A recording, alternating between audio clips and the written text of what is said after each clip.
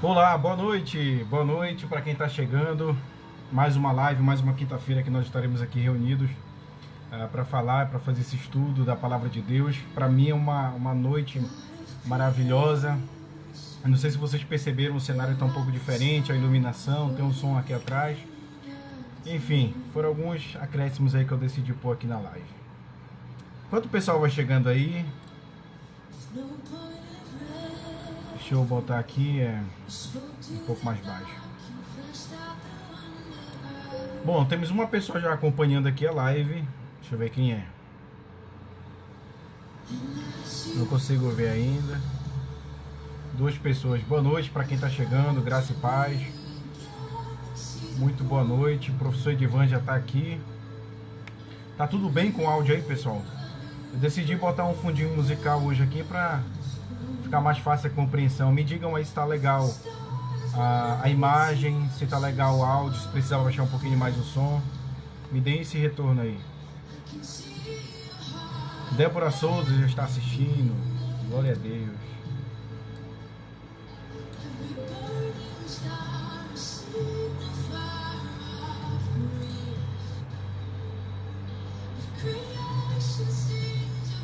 Três pessoas já.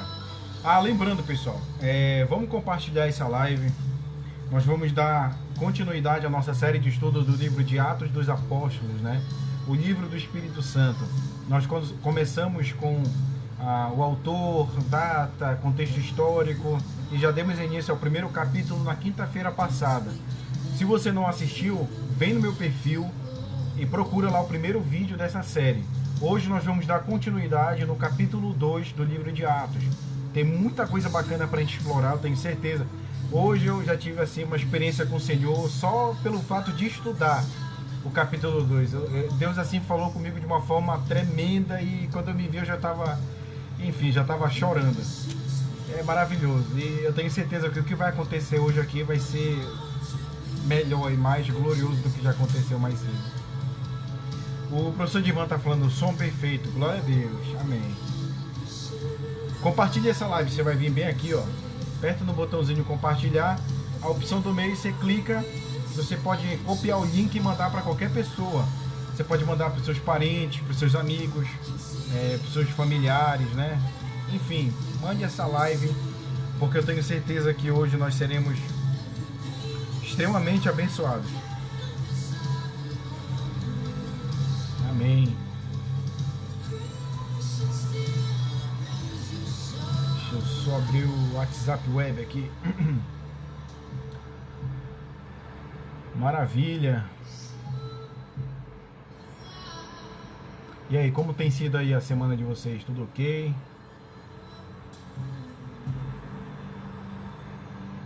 Tá um pouquinho mais perto hoje também a filmagem, que eu botei aqui um suporte.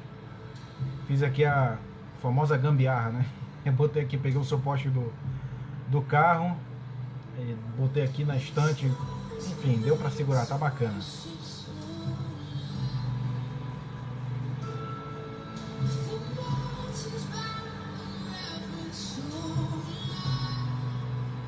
Vamos esperar o pessoal entrar aí.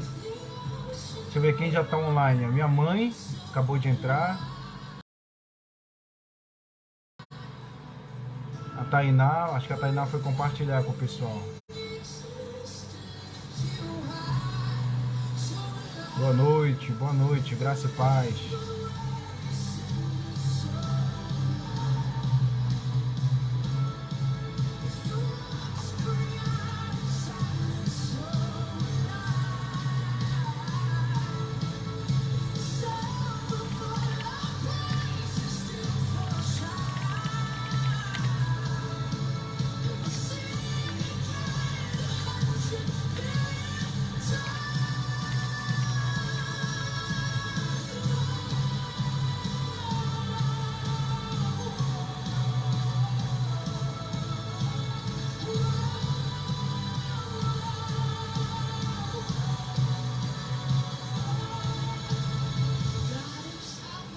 Boa noite. Esperar o pessoal entrar aí, tá, pessoal? Um pouquinho de paciência aí. Quando o pessoal entrar, a gente já dá início à nossa oração.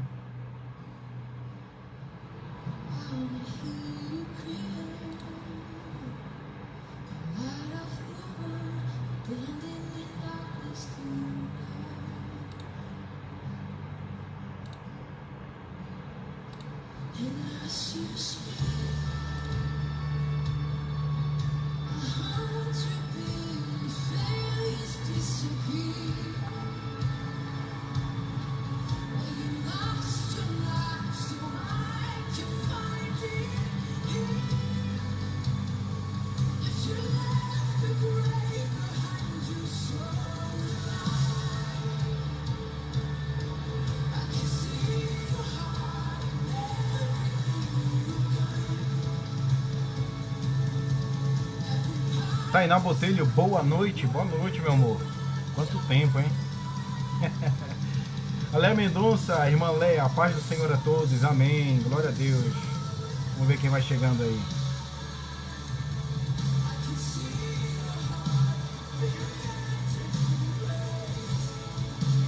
Dando continuidade à nossa série de estudos do livro de Atos dos Apóstolos. Eu só vou esclarecer uma coisa aqui. Na quinta-feira passada, eu havia comentado com vocês que a gente estudaria hoje o capítulo 2 e o capítulo 3 do livro de Atos. Porém, eu não me atentei. O capítulo 2 é um capítulo relativamente longo e de uma riqueza de conteúdo para a gente explorar, que seria imprudência já encaixar o capítulo 3 hoje. Então nós vamos nos ater hoje somente ao capítulo 2. Tem muita coisa para a gente explorar. Eu estava comentando aqui agora mais cedo que enquanto eu fazia o estudo desse capítulo, né, e assim, Deus falou de forma sobrenatural comigo. Foi algo assim maravilhoso, foi uma experiência maravilhosa que eu tive com o Senhor. Isso só pelo fato de eu estar estudando o capítulo 2. Agora imagina o que Deus vai fazer nas nossas mentes e corações hoje, através dessa live. Porque eu tenho certeza que o Senhor me encheu de tarde para que eu possa ser usado aqui nessa noite hoje. E se Deus quiser, Ele vai me usar para falar com você, para trazer refrigério, para trazer conforto, para trazer esperança acima de tudo. Porque o mundo tão caído, o mundo tão perverso, a gente precisa hoje de esperança, de paz. E só a paz que excede todo entendimento é só Jesus quem pode dar. E é incrível que em meio às tribulações, em meio aos problemas, quando a gente pede ajuda para Jesus, a gente consegue encontrar paz e refrigério, mesmo que tudo ao nosso redor esteja caindo e desmoronando, mas Jesus é aquele que pode te dar paz, pode te dar esperança. E hoje nós vamos estudar o livro de Atos. Aleluia. Eu não sei se agora, para quem está chegando, está percebendo que o cenário está diferente, né? Eu botei aqui uma iluminação diferente, tem um sonzinho aqui atrás. Enfim, tudo para ficar um pouco mais didático, né? Eu acho que ficou legal. Não sei se vocês gostaram. Me digam aí, tá tudo ok com o som? Tá dando para ouvir a minha voz? O som de trás está atrapalhando? Me digam aí. A irmã Ana Guedes, a paz, amados. A paz, minha irmã. Seja bem-vinda.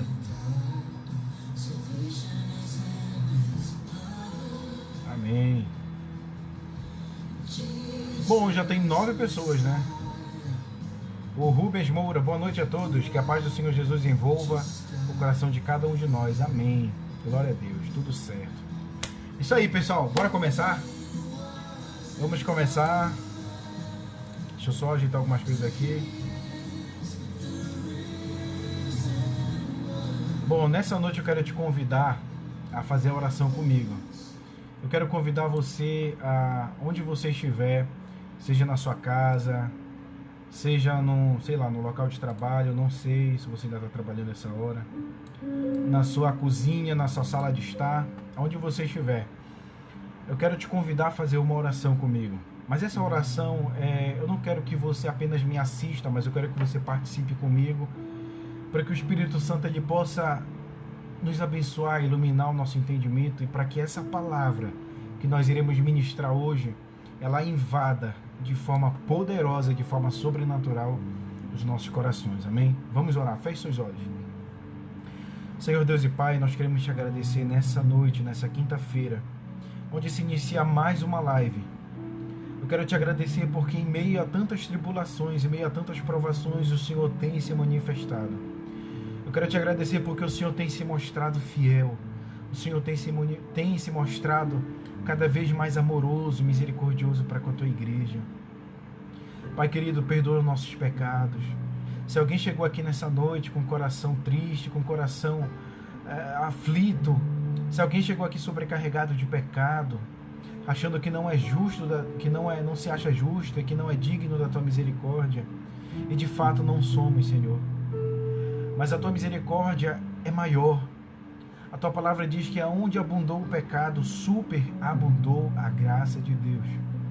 E nós queremos, Senhor, te convidar para que o Senhor habite em nosso meio e para que o Senhor use esta live para chegar a qualquer pessoa que precise ouvir da tua palavra. Pai amado, eu sei que não é o Caio que vai dar uma opinião ou uma ideia pessoal, mas eu quero que tu, Senhor, me use como o lenhador usa o machado para cortar a árvore. Eu sou apenas o instrumento, e que mesmo em meio às minhas falhas, aos meus defeitos, mas que o Senhor tenha misericórdia e possa me usar para falar com esta pessoa que está assistindo essa live agora.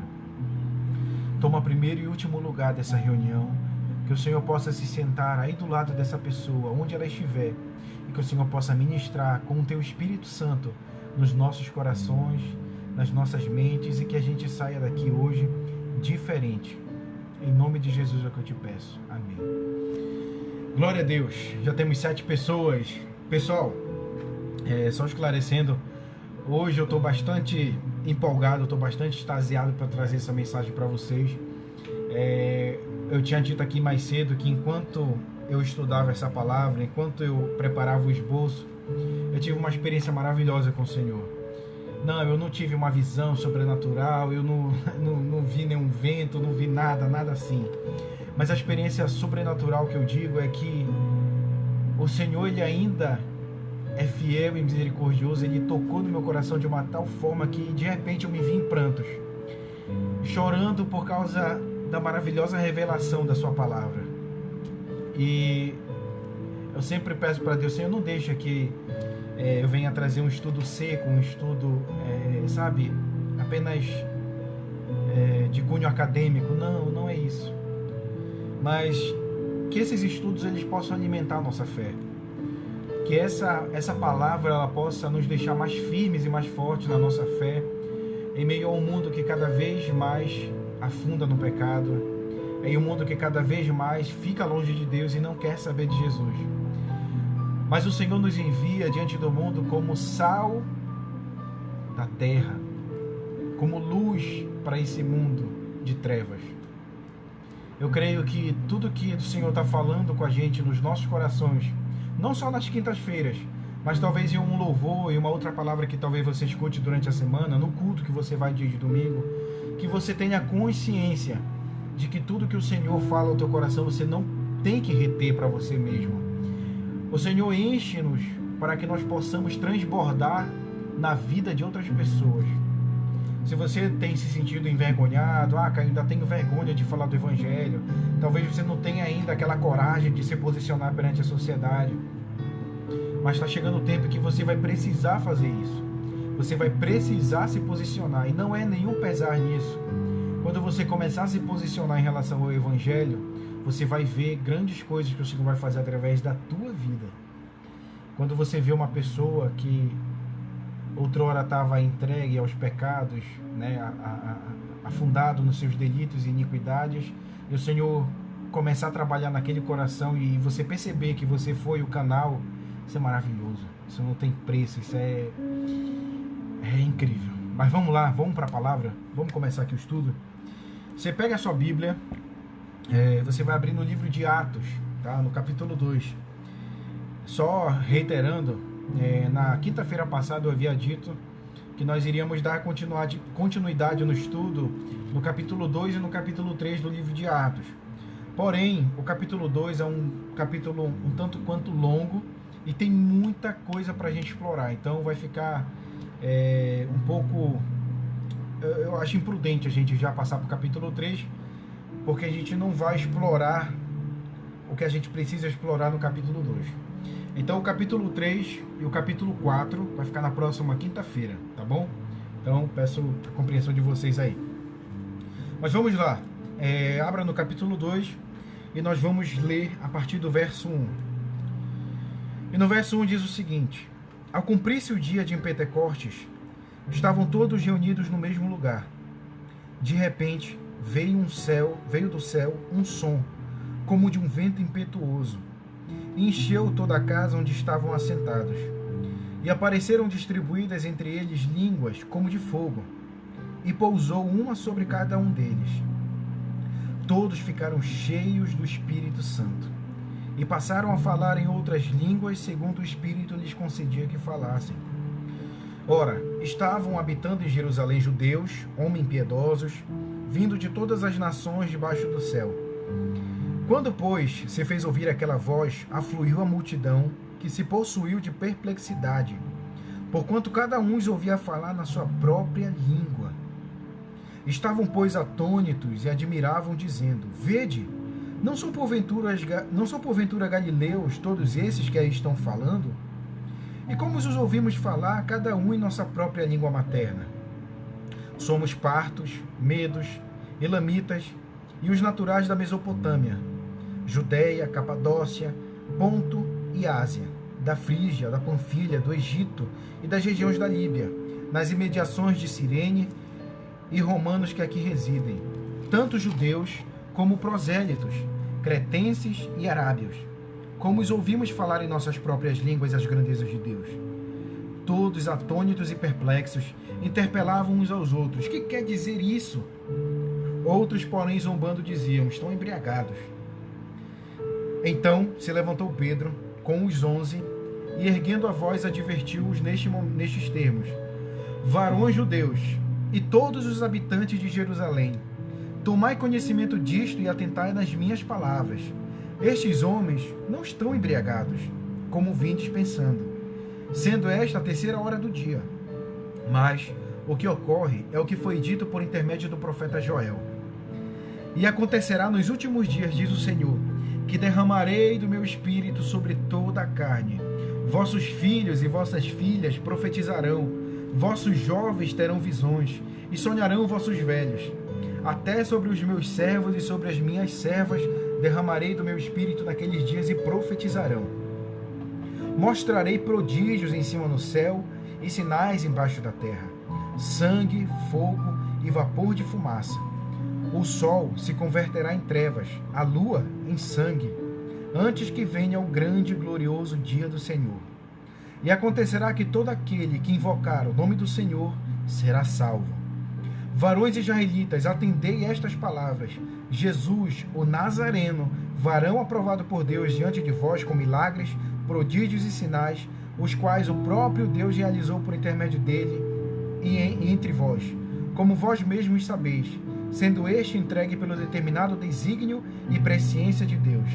Vós o matastes, crucificando-o por mãos de iníquos, ao qual, porém, Deus ressuscitou, rompendo os grilhões da morte, porquanto não era possível fosse ele retido por ela. Porque a respeito dele diz Davi: diante de mim via sempre o Senhor, porque está à minha direita, para que eu não seja abalado. Por isso se alegrou o meu coração, e a minha língua exultou. Além disto, também a minha própria carne repousará em esperança. Porque não deixarás a minha alma na morte, nem permitirás que o teu santo veja a corrupção. Fizeste-me conhecer os caminhos da vida, encher-me-ás de alegria na tua presença. Irmãos, seja-me permitido dizer-vos claramente a respeito do patriarca Davi, que ele morreu e foi sepultado, e o seu último túmulo permanece entre nós até hoje. Sendo, pois, profeta, e sabendo que Deus lhe havia jurado que um dos seus descendentes se assentaria no seu trono, prevendo isto, referiu-se à ressurreição de Cristo, que nem foi deixado na morte, nem o seu corpo experimentou a corrupção. A este Jesus Deus ressuscitou, do que todos nós somos testemunhas. Exaltado, pois, à destra de Deus, tendo recebido do Pai a promessa do Espírito Santo, derramou isto que vedes e ouvis. Porque Davi não subiu aos céus, mas ele mesmo declara: disse o Senhor ao meu Senhor: assenta-te à minha direita, até que eu ponha os teus inimigos por estrada dos teus pés. Esteja absolutamente certa, pois, toda a casa de Israel, de que a este Jesus que vós crucificastes, Deus o fez Senhor e Cristo. Aleluia. no verso 37. Ouvindo eles estas coisas, compungiu-se-lhes o coração, e perguntaram a Pedro e aos demais apóstolos: que faremos, irmãos? Respondeu-lhes Pedro: arrependei-vos, e cada um de vós seja batizado em nome de Jesus para a remissão dos vossos pecados, e recebereis o dom do Espírito Santo, pois para vós outros é a promessa, para vossos filhos e para todos os que ainda estão longe, isto é, para quantos o Senhor nosso Deus chamar. Com muitas outras palavras, Deus deu testemunho e exortava-os, dizendo: salvai-vos desta geração perversa. Então, os que lhe aceitaram a palavra foram batizados, havendo um acréscimo naquele dia de quase 3.000 pessoas. No verso 42, e perseveraram na doutrina dos apóstolos, na comunhão, no partir do pão, nas orações, em cada alma havia o temor. E muitos prodígios e sinais eram feitos por intermédio dos apóstolos. Todos os que creram estavam juntos e tinham tudo em comum. Vendiam as suas propriedades e bens, distribuindo o produto entre todos, à medida que alguém tinha necessidade. Diariamente, perseveravam unânimes no templo, partiam o pão de casa em casa e tomavam suas refeições com alegria e singeleza de coração, louvando a Deus e contando com a simpatia de todo o povo. Enquanto isso, acrescentava-lhes o Senhor dia a dia os que iam sendo salvos. Até aí. Aleluia, que palavra, que capítulo maravilhoso é esse do livro de Atos. É um capítulo, como vocês perceberam, longo, mas que, pessoal, tem muita coisa para nos mostrar, tem muita coisa para nos abençoar. E, na verdade, o Lucas, né, que é o nosso autor do livro, ele, como a gente estudou na live passada, ele escreve o livro de Atos para Teófilo, né, lembram? E ele escreve esse livro, não se sabe se é com o objetivo de convencer Teófilo para que ele se converta, ou se para instruir ele como um novo convertido. E ele descreve o nascimento da igreja no capítulo 2, justamente a descida do Espírito Santo. E na verdade ele começa aqui no verso 1, ele dizendo assim: ao cumprir-se o dia de Pentecostes, estavam todos reunidos no mesmo lugar. No verso 1, ele começa dizendo que este acontecimento aconteceu no dia de Pentecostes. Mas, Caio, o que era o Pentecostes? Essa é uma palavra grega que arremete ao 50º dia, ou seja, 50 dias após a Páscoa dos judeus. Então, na antiga Israel, existia algumas festas, né, que eram determinações do Senhor, lá no livro de Êxodo, no livro de Levítico, para que eles fizessem, né? Existia a festa da cega, que era, na verdade, a festa do Êxodo, né? A comemoração de quando eles saíram do Egito e foram para Canaã. Então essa era uma festa que eles faziam sempre ali no início do ano. Existia a festa das semanas, ou a festa das colheitas, que na verdade eram as primícias, né? Todos os judeus de todas as partes, eles iam para Jerusalém para fazer essa festa em agradecimento a Deus por causa das primeiras colheitas do trigo. E existia a terceira festa, que era a festa do final de ano, que era a festa do agradecimento, ações de graça, para agradecer a Deus pela colheita que eles fizeram durante todo o ano do trigo. Então eram 3 festas aí, grandes, que reuniam diversos judeus de todas as partes ali dos outros países, né? Existiam judeus, até mesmo gentios que tinham se convertido ao judaísmo. Então todos eles se reuniam pelo menos aí 3 vezes ao ano em Jerusalém para fazer essas festas, né? E aqui as festas que eles estavam ali nesse contexto era justamente a festa do meio do ano. Ela acontecia ali meados de maio, junho, onde eles faziam a festa da colheita. Eles estavam agradecendo a Deus pelas primícias da colheita, pelas primícias do trigo, né? Então eles estavam ali, imagina, Jerusalém se tornava pequena para o tanto de gente que chegava ali naquele lugar. Agora, o curioso é que a Bíblia diz também que os discípulos estavam todos reunidos no mesmo lugar. Só que o capítulo 1 já nos diz que lugar era esse. Provavelmente era o cenáculo, muito provavelmente, né? Era o cenáculo onde Jesus repartiu o pão, onde Jesus distribuiu o vinho. Ali era o local onde eles se encontravam. Até porque a igreja, nesse contexto, estava perseguida e até então os apóstolos, os discípulos estavam com medo da represália do império, com medo dos fariseus, dos religiosos judeus daquela época. Então eles estavam meio ali acanhados, eles se reuniam ali de forma muito discreta no cenáculo.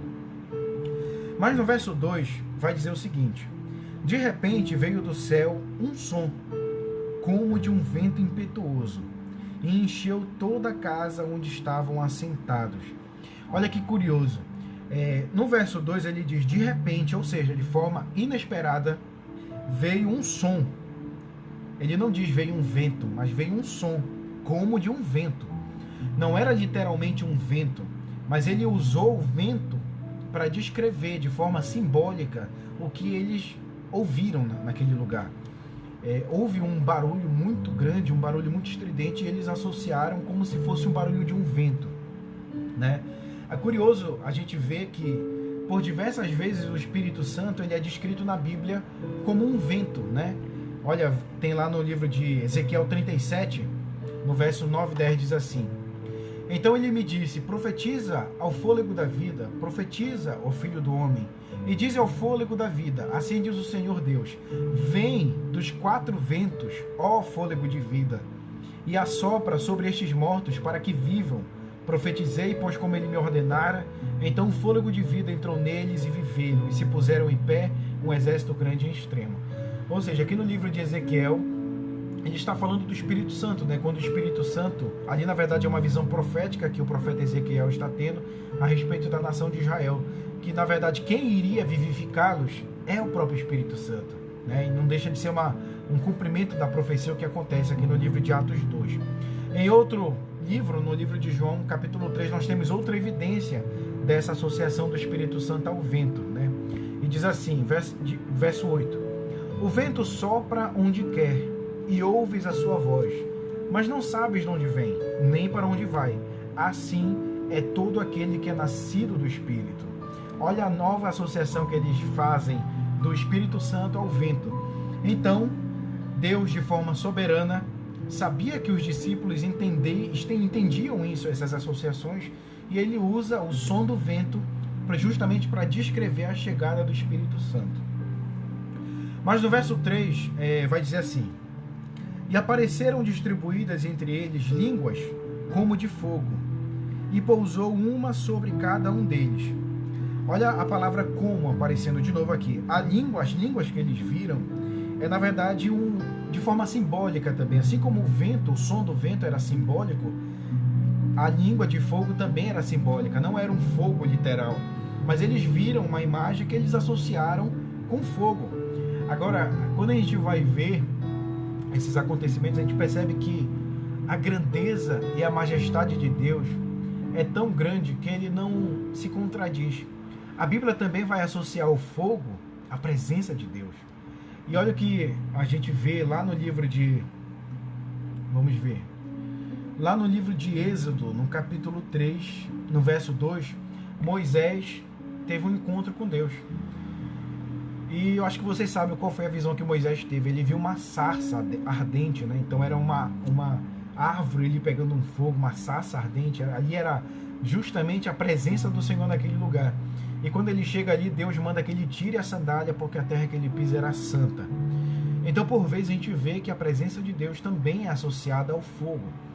Algumas pessoas, de forma errônea, associam essa distribuição das línguas de fogo sobre cada crente com o que aconteceu lá em Lucas, no capítulo 3, verso 16, quando o profeta João Batista ele se dirige a tantos os religiosos como outras pessoas que estavam ali de forma arrependida, dizendo assim, e o Espírito Santo batizará vocês, e ele, Jesus no caso, batizará vocês no Espírito Santo e com fogo. Algumas pessoas dizem, ele está dizendo aí que é o Espírito Santo e o fogo, né? Então o fogo deve ser, sei lá, uma frenesia, uma emoção, né? Associam a isso. Só que na verdade não é isso o que o livro de Lucas, capítulo 3, verso 16 diz. Por quê?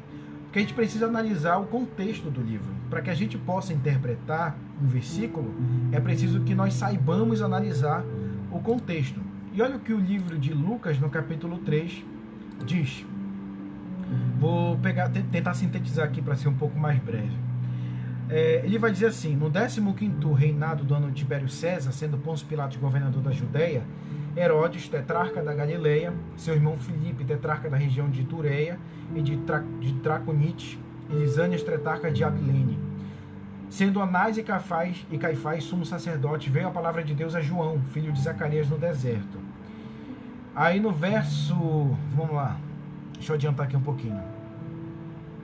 No verso 7 vai dizer que João dizia, pois, às multidões que saíam para ser batizadas por ele: raça de víboras, quem vos ensina a fugir da ira vindoura? Ora, a gente vê aqui uma linguagem um tanto quanto contundente de João Batista. Ele fala raça de víboras. Como assim? Ele fala para as pessoas que estavam sendo batizadas raça de víboras? Claro que não.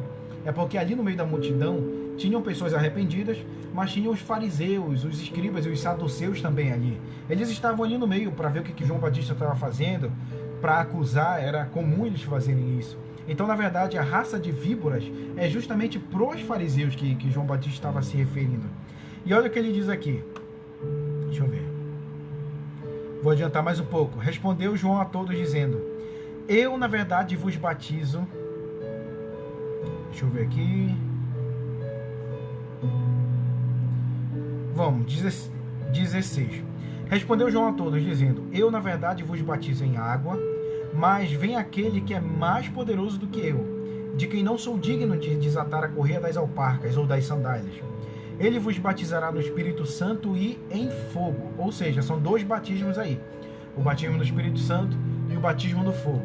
No verso 17, ele vai dizer: a sua pá ele tem na mão para limpar bem a sua eira e recolher o trigo ao seu celeiro, mas queimará a palha em fogo inextinguível. O fogo do qual João Batista está se referindo não é o fogo da presença de Deus, não. O fogo que ele está falando aqui é da condenação. O batismo com fogo refere-se à condenação, porque ele vai continuar no verso 17.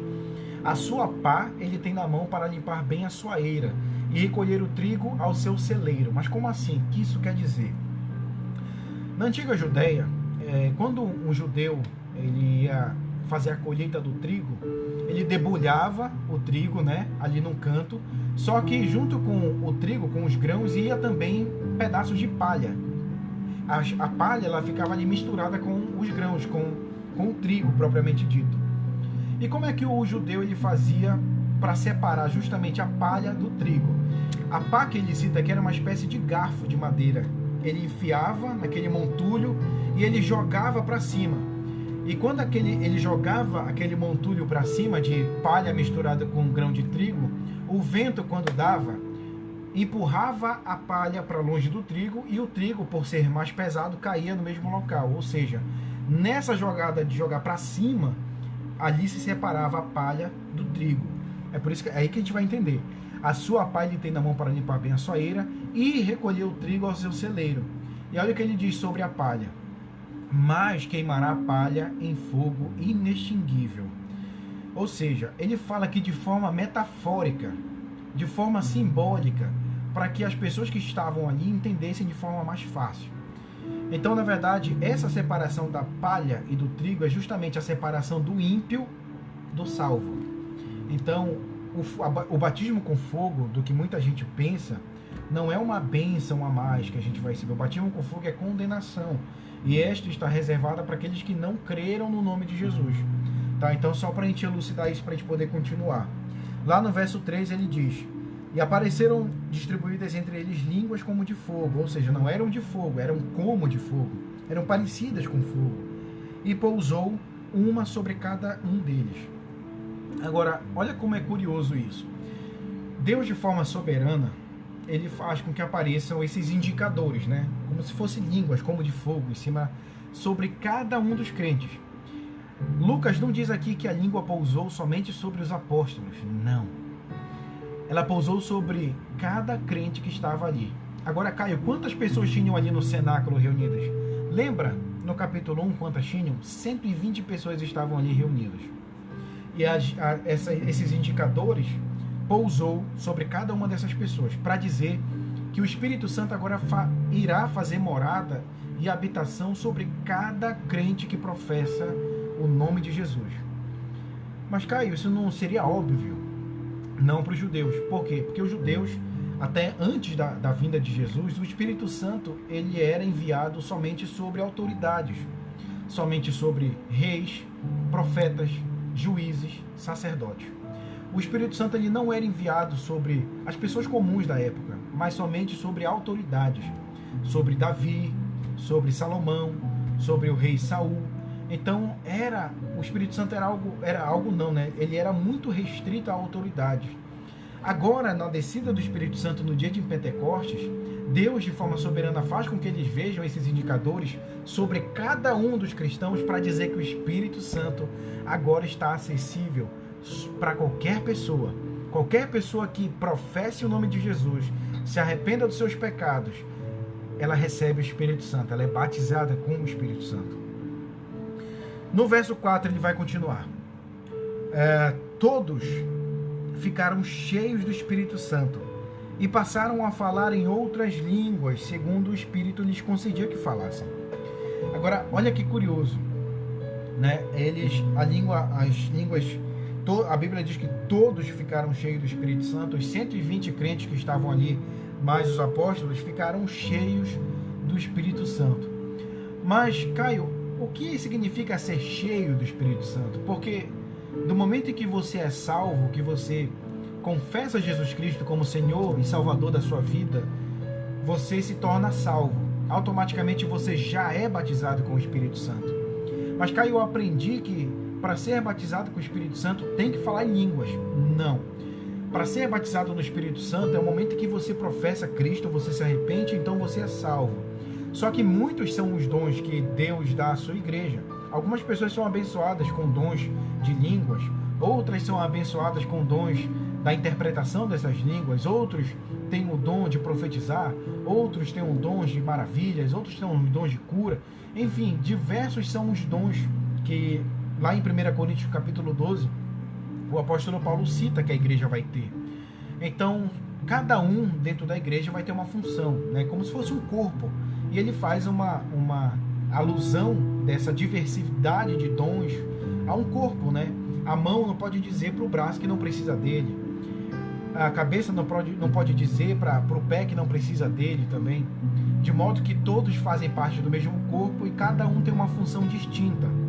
Então, a evidência de que alguém foi batizado com o Espírito Santo não é se ela está falando em línguas, não é se ela está falando, interpretando, não é nada disso. A evidência de que uma pessoa foi batizada do Espírito Santo é se ela se arrependeu dos seus pecados e professou Cristo como Senhor e Salvador da sua vida.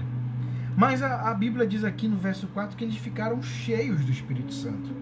Ora, eles já tinham sido batizados, lembra? O vento impetuoso, as línguas como de fogo já tinham chegado sobre cada crente. Mas ele vai dizer, e todos ficaram cheios do Espírito Santo. Na verdade, ser cheio do Espírito Santo tem outras evidências na Bíblia do que é ser cheio do Espírito Santo.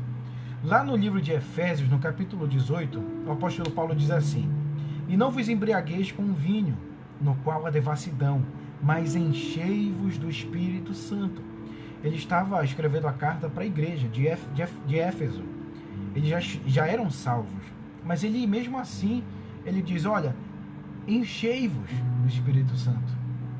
É porque, na verdade, o ser cheio do Espírito Santo é no sentido pleno, de que alguém, pela influência do Espírito Santo, testemunha da palavra de Deus e da sua verdade diante das outras pessoas, né? Ele vai fazer uma outra alusão do que é ser cheio do Espírito Santo no livro de Colossenses, no capítulo 3:16, que diz assim: a palavra de Cristo habite em vós ricamente, em toda a sabedoria, ensinai-vos e admoestai-vos uns aos outros, com salmos, hinos, cânticos espirituais, louvando a Deus com gratidão em vossos corações.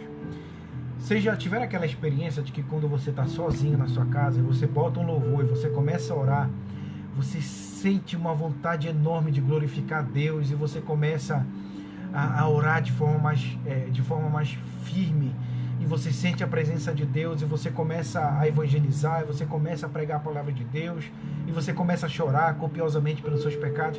Você justamente nesse ato está cheio do Espírito Santo. Porque ser cheio do Espírito Santo é estar pleno, é estar completamente sob a influência do Espírito Santo. Eu separei uma notinha aqui para a gente entender melhor. Diferentemente do batismo, que é um evento único ocorrido no momento da salvação, onde cada crente recebe o Espírito para habitar, ser cheio do Espírito Santo é viver continuamente sob a influência do Espírito, deixando a palavra controlá-los. Na verdade, a palavra ela deve permear a vida do crente e controlar todo o pensamento, toda a palavra e toda a ação que você venha a ter. Ou seja, ser cheio do Espírito Santo é quando você está controlado pela palavra de Deus. E qual é a palavra de Deus? É a Bíblia. A Bíblia é a palavra de Deus que nós temos acesso, é a revelação que Jesus e os apóstolos deixaram para a gente. Então, ser cheio do Espírito Santo é quando você usa a Bíblia para permear todas as tuas ações, todos os teus pensamentos e todas as suas convicções, né? Então, sempre quando você vai tomar uma atitude, você pensa, o que a palavra diz a respeito dessa coisa? Quando você vai fechar um negócio, o que a palavra de Deus diz a respeito disso? Quando você vai escolher alguém para casar, você pensa, o que Deus pensa a respeito disso? É quando ser cheio do Espírito Santo, é quando você coloca a Bíblia, quando você coloca a palavra de Deus como norte, como bússola para toda ação, para toda decisão e para todo o testemunho que você vier dar perante o mundo. Algumas pessoas associam que ser cheio do Espírito Santo é um momento em onde você está em um profundo êxtase, uma profunda emoção, mas um controle constante.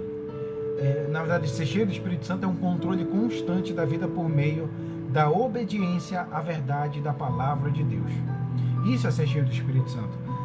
A prova disso é que quando eles são cheios do Espírito Santo, o que acontece depois? O apóstolo Pedro e os outros saem para fora do cenáculo e começam a testemunhar das grandezas de Deus diante do povo. Olha aí a evidência. Eles foram cheios e o que eles fizeram em seguida? Eles pregaram, eles falaram a verdade. Eles deram crédito e unanimidade à palavra de Deus. E diz assim, e eles passaram a falar em outras línguas, segundo o Espírito lhes concedia que falassem, né? Eles começaram a falar em outras línguas. Mas que línguas eram essas, cara, que eles começaram a falar? Na verdade, a festa de Pentecostes era uma festa onde reunia diversos judeus de todos os outros países ali ao redor do mar Mediterrâneo. O que acontecia?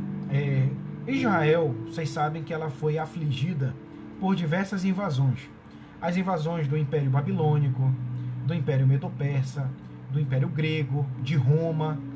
Então, essas invasões causaram o que a gente chama de diáspora judaica.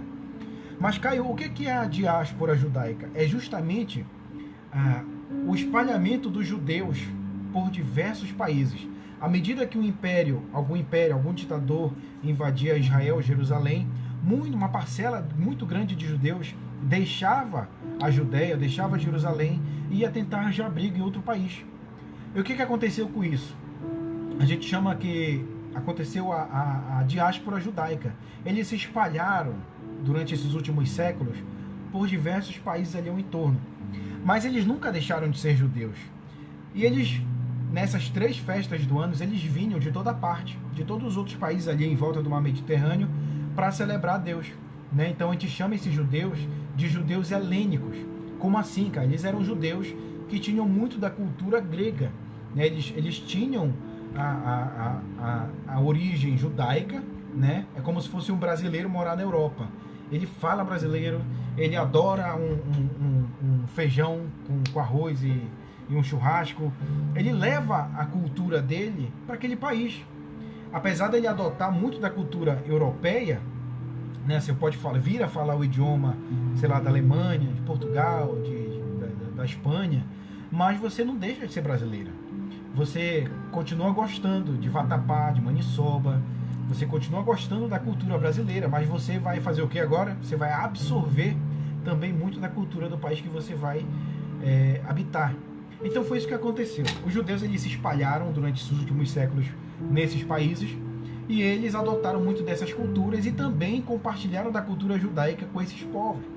E com o passar dos séculos e dos anos, eles permaneciam judeus e nessas 3 festas anuais eles se encontravam todos em Jerusalém. é como se tivesse o Natal, né? Vem pessoas de todas as partes para passar Natal com a sua família. Tem uma festa muito conhecida aqui que é o Círio de Nazaré.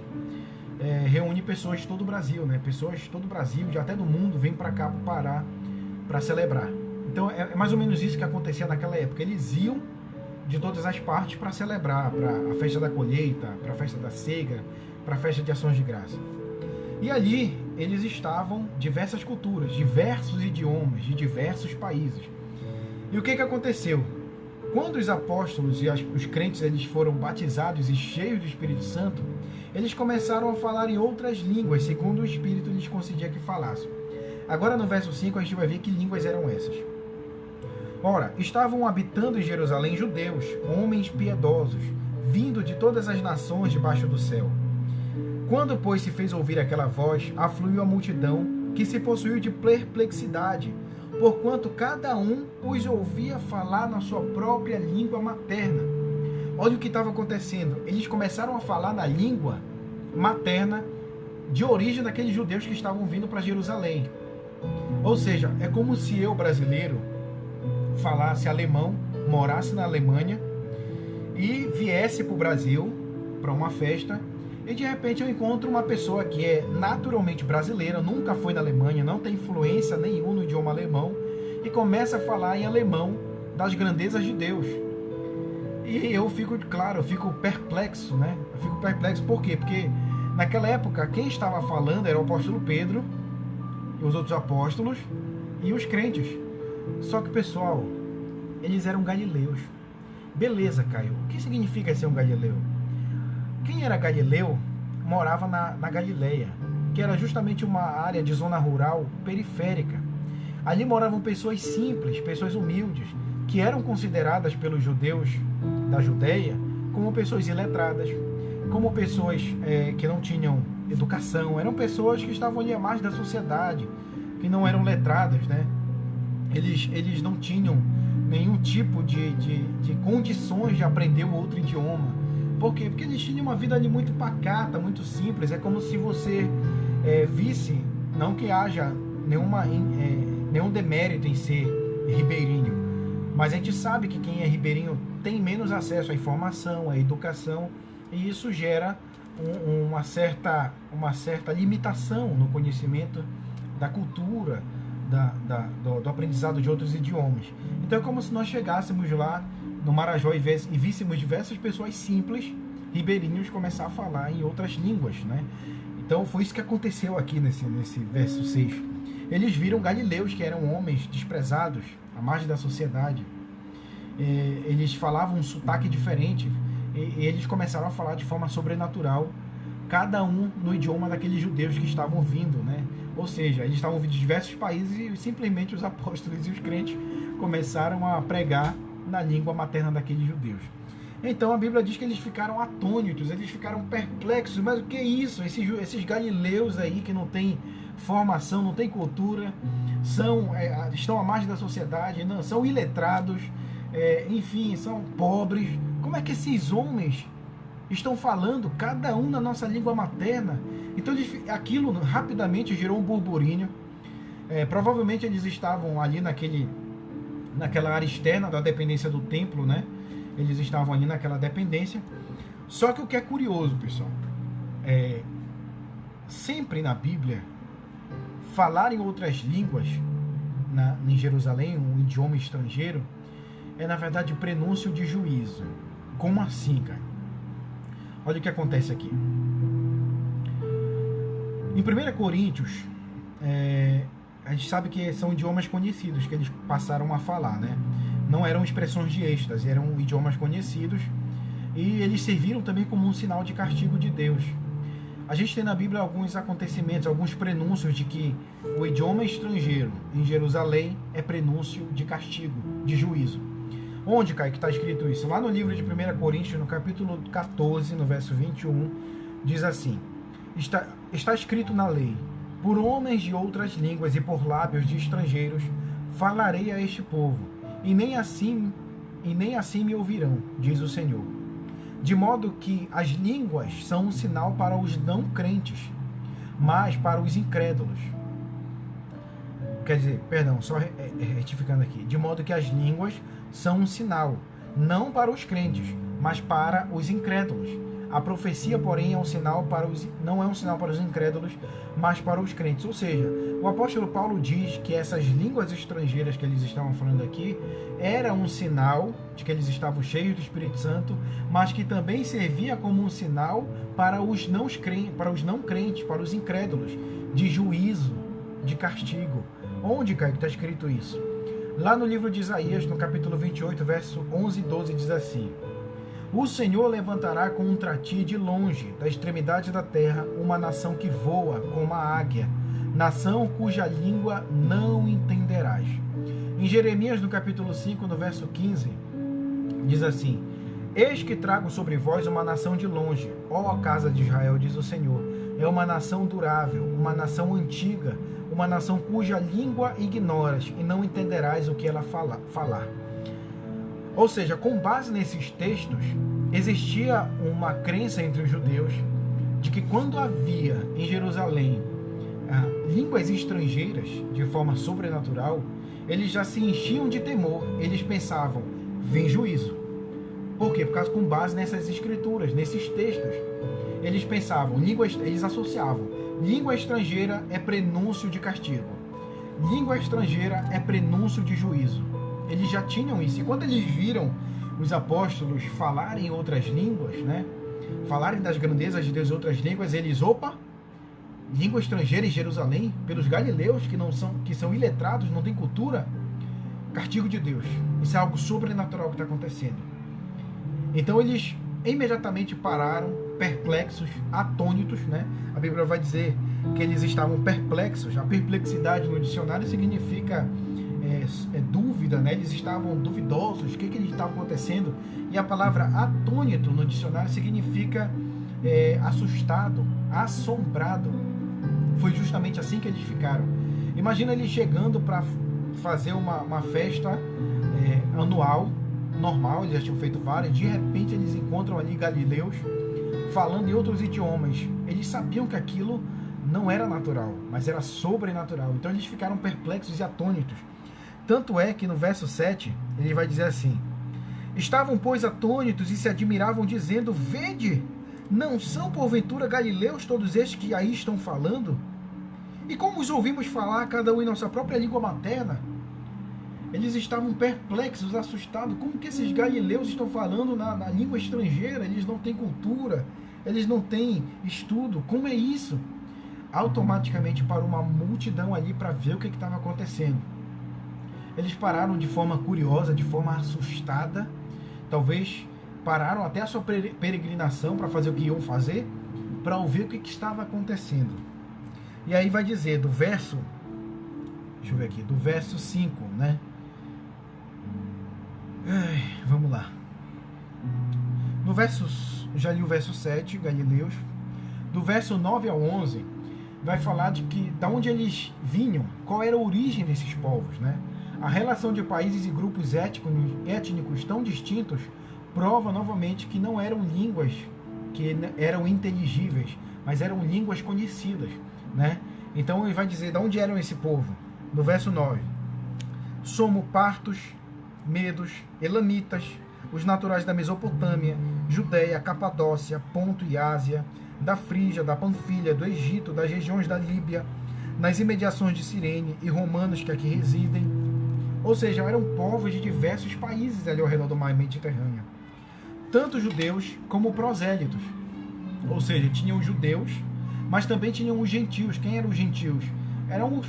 Eram pessoas que não tinham origem judaica, não nasceram em Israel, não têm origem nenhuma com Israel, mas que se converteram ao judaísmo. Então eram prosélitos, eles eram chamados de prosélitos. Então eram diversas pessoas, era um mix cultural muito grande no que estava acontecendo aqui no livro de Atos capítulo 2. E vai dizer assim: como os ouvimos falar em nossas próprias línguas as grandezas de Deus. Ou seja, o apóstolo Paulo, junto com os outros apóstolos, eles não falaram qualquer coisa. Eles começaram a falar na língua dessas outras pessoas das grandezas de Deus. Quando eles falavam da grandeza de Deus, é comum no Velho Testamento, no Antigo Testamento, haver alguns textos que justamente eram cantados como louvor naquela época, nas grandes festas. E um desses louvores que eram cantados na época era justamente o Salmo 40. E olha que belíssimo é esse salmo. Eu vou ler aqui para vocês. Salmo 40, a partir do verso 1. Esperei com paciência no Senhor. Ele se inclinou para mim e ouviu o meu clamor. Também me tirou de uma cova de destruição, de um charco de lodo, pôs os meus pés sobre uma rocha, firmou meus passos. Pôs na minha boca um cântico novo, um hino ao nosso Deus. Muitos verão isso e temerão e confiarão no Senhor. Bem-aventurado o homem que faz do Senhor a sua confiança e que não atenta para os soberbos nem para os apóstatas mentirosos. Mas são, Senhor, Deus meu, as maravilhas que tens operado e os teus pensamentos para conosco. Ninguém há que se possa comparar a ti. Eu quisera anunciá-los e manifestá-los, mas são mais do que se podem contar. Sacrifício e oferta não desejas, abriste-me os ouvidos, holocausto e oferta de expiação pelo pecado não reclamaste. Então o que estava acontecendo ali muito provavelmente era a citação de alguns desses textos, né? Eu peguei o Salmo 40 como um exemplo para a gente ter noção do que os apóstolos estavam falando em outras línguas para aquele pessoal ali. Eles estavam falando das grandezas de Deus e isso chamou a atenção daquelas pessoas que estavam passando ali. No verso 12 diz assim: todos, sem exceção, atônitos e perplexos, interpelavam uns aos outros. O que isso quer dizer? Outros, porém, zombando, diziam: estão embriagados. Então ali houve diversificou as opiniões, né? Enquanto que a maioria ficava perplexa e duvidosa e perguntava: o que isso quer dizer? O que está acontecendo aqui, pelo amor de Deus? Outros zombando diziam: não, esse pessoal tá bêbado. Esse pessoal aí tá louco, tá bêbado. E aí acontece a primeira citação de Pedro. No verso 14 ele se levanta e diz assim: então se levantou Pedro com os 11, ou seja, 11? Mas Judas já não tinha morrido? Sim, mas no capítulo 1 da live passada a gente aprendeu que Matias agora fora incluído como o substituto de Judas Iscariotes. Agora voltou de fato a ser 12 discípulos, né? Então Pedro se levanta com os 11 e advertiu-os neste termo: varões judeus e todos os habitantes de Jerusalém, tomai conhecimento disto e atentai nas minhas palavras. Estes homens não estão embriagados, como vindes pensando, sendo esta a 3ª hora do dia. Ou seja, o apóstolo Pedro vai dizer assim: olha, o que vocês estão vendo aqui não é o que vocês estão pensando, que eles estão embriagados. Ele vai dizer apenas a 3ª hora do dia. A 3ª hora do dia é 9 horas da manhã, né? Traduzindo do judeu para a nossa linguagem. Era apenas 9 horas da manhã, então não havia hábito algum de beber de manhã cedo. Então Pedro começa refutando essa falsa acusação que eles fizeram, de que eles estavam embriagados. Ele diz: negativo, nós não estamos embriagados. E ele vai dizer o que é que está acontecendo. No verso 16 ele vai dizer: mas o que ocorre é o que foi dito por intermédio do profeta Joel. E ele vai citar a profecia de Joel no capítulo 2, a partir do verso 28. E ele vai narrar isso. Ele vai começar a citar o livro de Joel, né? Ele começa um discurso que vai do versículo 17 até o versículo 36. E esse discurso de Pedro perante aquelas pessoas é dividido em 2 partes. A primeira parte é justamente a citação do livro de Joel, dessa profecia, do capítulo 2. E a segunda parte é justamente para ele fazer a defesa e o anúncio de que Cristo Jesus, de fato, era o Messias que eles haviam rejeitado. No verso 17 ele começa a citar o livro de Joel. E acontecerá nos últimos dias, diz o Senhor, que derramarei do meu espírito sobre toda a carne. Vossos filhos, vossas filhas profetizarão, vossos jovens terão visões e sonharão vossos velhos. Até sobre os meus servos e sobre as minhas servas derramarei do meu espírito naqueles dias, e profetizarão. Mostrarei prodígios em cima do céu e sinais embaixo na terra, sangue, fogo e vapor de fumaça. O sol se converterá em trevas e a lua em sangue, antes que venha o grande e glorioso dia do Senhor. E acontecerá que todo aquele que invocar o nome do Senhor será salvo. O livro de Joel, no capítulo 2, no verso 28 a 32, o profeta ele faz uma profecia a respeito do milênio. Mas, Caio, o que é o milênio? Milênio, dentro da teologia do que nós chamamos de milênio, é o período em que Jesus vai reinar como Senhor e Rei. Ele vai estabelecer novos céus e nova terra. Mas tem uma interpretação que diz que nós já estamos nesse milênio, mas ainda não vimos os novos céus, nova terra, não fomos ainda, não aconteceu a redenção, não aconteceu ainda de nós nos encontrarmos com o Pai.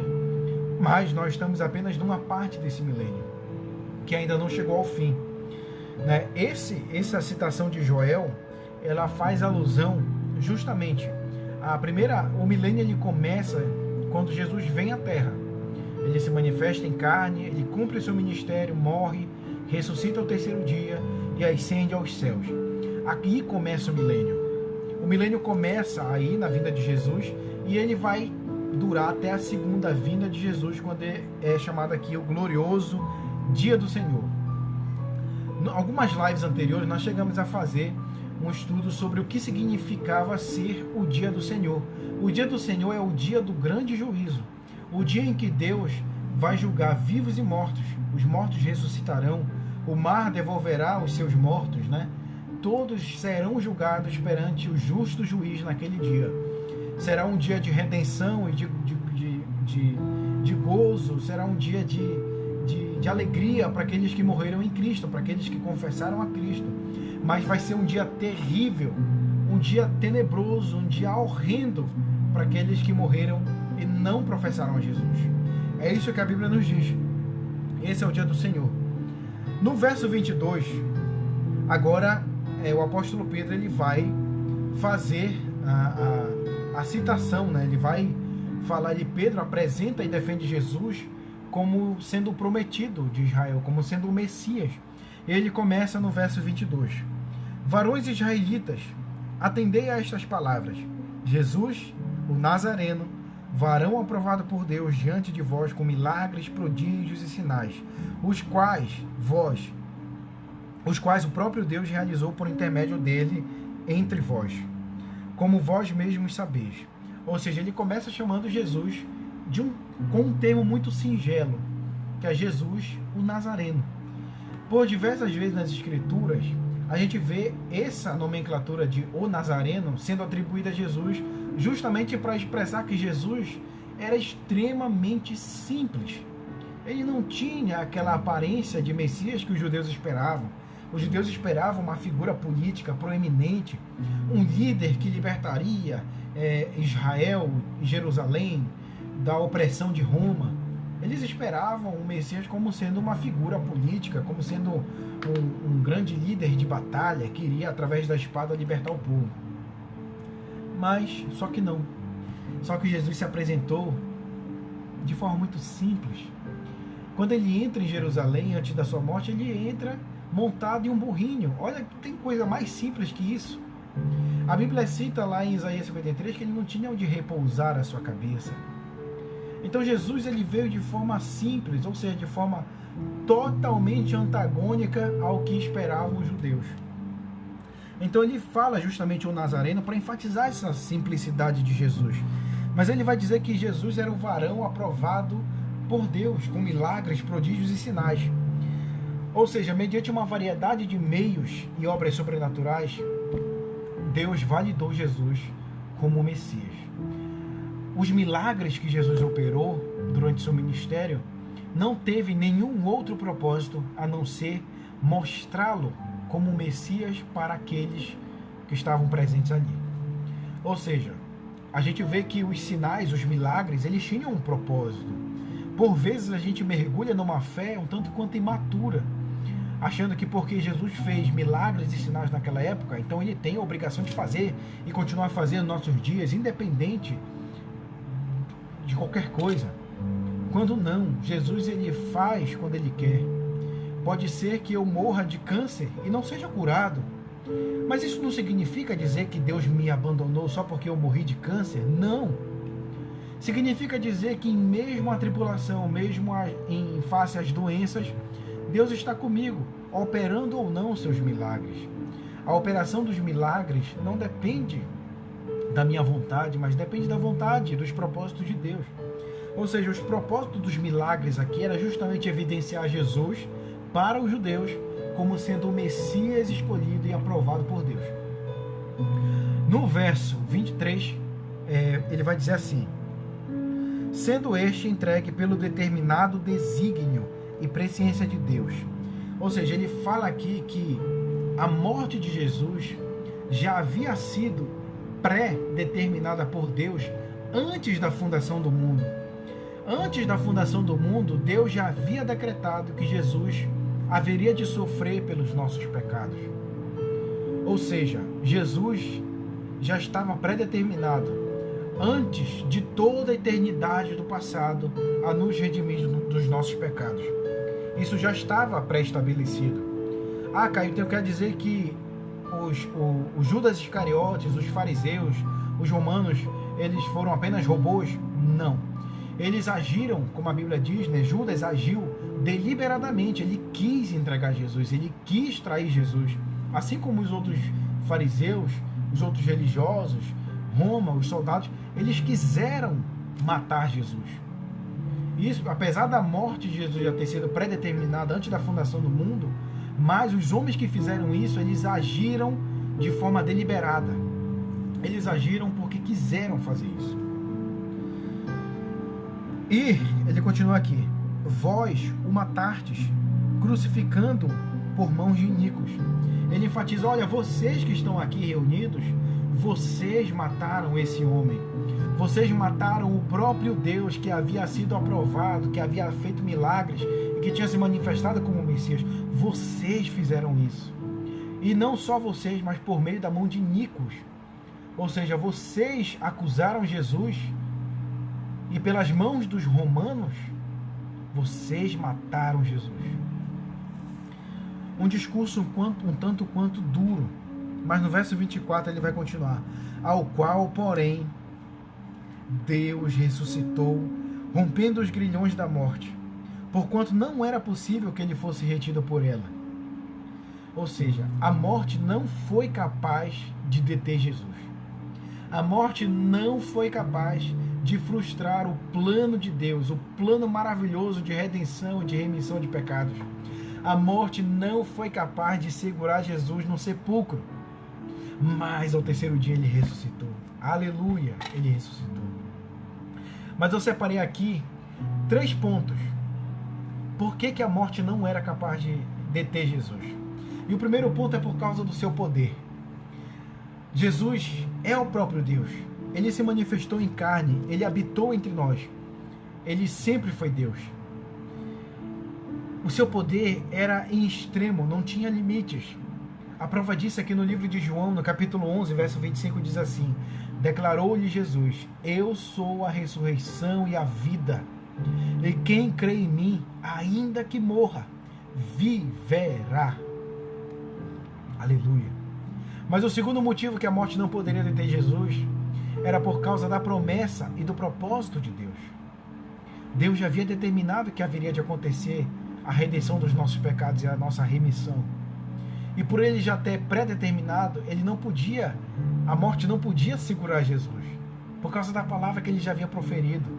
Lá no livro de Lucas, no capítulo 24, verso 46, diz assim: e disse-lhes: assim está escrito, que o Cristo padecesse e ao terceiro dia ressurgisse dentre os mortos. Ou seja, a profecia tinha que se cumprir. A morte não era capaz de detê-lo porque a profecia tinha que se cumprir. Mas o terceiro motivo porque a morte não poderia detê-lo é por causa da sua palavra. Lá no livro de João, no capítulo 2, verso 19, diz assim: respondeu-lhe Jesus: derrubarei este santuário e em 3 dias o levantarei. Ou seja, o próprio Jesus já havia profetizado a respeito de si mesmo que ele havia de morrer, mas ao terceiro dia ele iria ressuscitar. No verso 27, vamos ver. Os grilhões, no verso 25, não era possível que ele fosse retido por ela. No verso 25, Porque a respeito dele diz Davi, ele vai usar uma outra profecia, só que agora proferida por Davi. Diante de mim, agora antes da gente ler, é curioso ver que Davi, ele faz essa profecia em primeira pessoa. Ele não fala em terceira pessoa, ou seja, a respeito de uma outra pessoa. Mas ele faz essa profecia, essas citações em primeira pessoa. Só que ele faz essa profecia, só que ele não está falando a respeito de si mesmo. Mas é como se Deus usasse a boca de Davi para falar a respeito de si próprio. E ele vai dizer assim: diante de mim via sempre o Senhor, porque está à minha direita, para que eu não seja abalado. Por isso se alegrou o meu coração, e a minha língua exultou. Além disto, também a minha própria carne repousará em esperança. Porque não deixarás a minha alma na morte, nem permitirás que o teu santo veja corrupção. Fizeste-me conhecer os caminhos da vida, encher-me-ás da alegria da tua presença. Ele faz essa citação. Deus usa a boca de Davi, falando em primeira pessoa, mas para falar a respeito de Jesus, para falar a respeito de si próprio. E é curioso que ele fala aqui, porque não deixarás a minha alma na morte. Em algumas, quando a gente vai ver no grego e no hebraico, a gente percebe que a morte que ele está falando aqui, na verdade, é o Sheol. O Sheol, na verdade, em algumas partes da Bíblia, é usado para descrever o inferno. Mas nessa parte aqui, a palavra Sheol se refere ao sepulcro, justamente ao túmulo, né, onde as pessoas, todos nós iremos quando morrermos, né, nós desceremos a cova. A Bíblia descreve isso em algumas partes como Sheol, né? Então ele fala que não deixarás a minha alma na morte, ou seja, no Sheol, nem permitirás que o teu santo veja corrupção, ou seja, não deixará que a carne de Jesus apodreça, mas ela foi ressuscitada ao terceiro dia, de forma corpórea. Algumas pessoas, de forma errada, elas tentam dizer que Jesus, alguns teólogos liberais, eles tentam dizer que Jesus não ressuscitou literalmente. Jesus não ressuscitou de forma corpórea, mas foi apenas um simbolismo. Jesus ressuscitou nos nossos corações, ressuscitou como um ideal, como uma filosofia. Essa teologia do inferno, herética, ela teve grande difusão logo após a Segunda Guerra Mundial, quando o índice de ateísmo extrapolou, né? A linha de pensamento ateísta e agnóstica ficou em segundo lugar, com o maior número de adeptos, só perdendo apenas para o cristianismo. Vocês sabiam disso? Que depois da Segunda Guerra Mundial, as pessoas simplesmente viraram ateias. E os teólogos da época, tentando fazer com que o cristianismo não parecesse tão ridículo, eles tentam então dar uma nova interpretação a respeito dos pilares da fé cristã, que inclusive era a ressurreição. Então eles vêm com uma nova interpretação. Não, peraí, não foi bem assim, sabe? Jesus não ressuscitou literalmente, ele apenas ressuscitou nos nossos corações, como um novo modo de viver. Então eles tentavam tentar dar uma roupagem nova para o cristianismo, para parecer menos ridículo. Mas só que a Bíblia vai dizer que não. Jesus ressuscitou literalmente, de forma corpórea, de forma milagrosa. Algo que não dá para ser explicado de forma empírica. Algo que a ciência não pode explicar. Porque se pudesse, não seria sobrenatural. Se pudesse explicar, não seria milagre. Mas os milagres, eles acontecem para mostrar que Deus é Deus e que Ele não precisa de ciência, Ele não precisa da nossa aprovação, Ele não precisa da nossa opinião para continuar sendo Deus e para continuar operando milagres. Agora vamos ver o que é curioso. Vamos adiante. Eu só me perdi aqui, peraí. No verso 29, o apóstolo Pedro ele continua: Irmãos, seja-me permitido dizer-vos claramente a respeito do patriarca Davi. Ele vai dizer que apesar de Davi ter proferido em primeira pessoa, mas Davi não estava falando a respeito de si próprio. Como eu falei, Deus usou a boca de Davi para falar a respeito de Jesus. Ele vai esclarecer isso. Irmãos, seja-me permitido dizer-vos claramente a respeito do patriarca Davi, que ele morreu e foi sepultado, e o seu túmulo permanece entre nós até hoje. Ou seja, ele está falando, não Apesar de Davi ter falado, mas não está falando a respeito de si mesmo. Por quê? Porque Davi morreu. Ele não ressuscitou. O túmulo dele permanece até os dias de hoje. Ou seja, ele começa a dizer, não foi a respeito de Davi, não foi a respeito de si próprio que Davi falou, mas a respeito do Messias. No verso 30, sendo, pois, profeta, e sabendo que Deus lhe havia jurado que um dos seus descendentes se assentaria no seu trono, prevendo isso, referiu-se à ressurreição de Cristo, que nem foi deixado na morte, nem o seu corpo experimentou corrupção. A este Jesus, Deus ressuscitou, do que todos nós somos testemunhas. Ou seja, ele ratifica. Olha, esse Jesus que eu estou falando aqui, que ele ressuscitou, eu e esses outros irmãos aqui, nós somos testemunhas de que isso aconteceu. Com base em quê? Nós vimos Jesus pessoalmente. Nós andamos com Jesus. Ele nos ensinou por cerca de 40 dias. Depois da sua morte e ressurreição. E nesse mesmo Jesus, nós vimos ascender aos céus. Eles estavam falando deste testemunho, eles estavam extremamente convictos do que eles acabaram de ver. E do que todos nós somos testemunhas. Verso 33. Exaltado, pois, à destra de Deus, tendo recebido do Pai a promessa do Espírito Santo, e derramou isto que vedes e ouvis.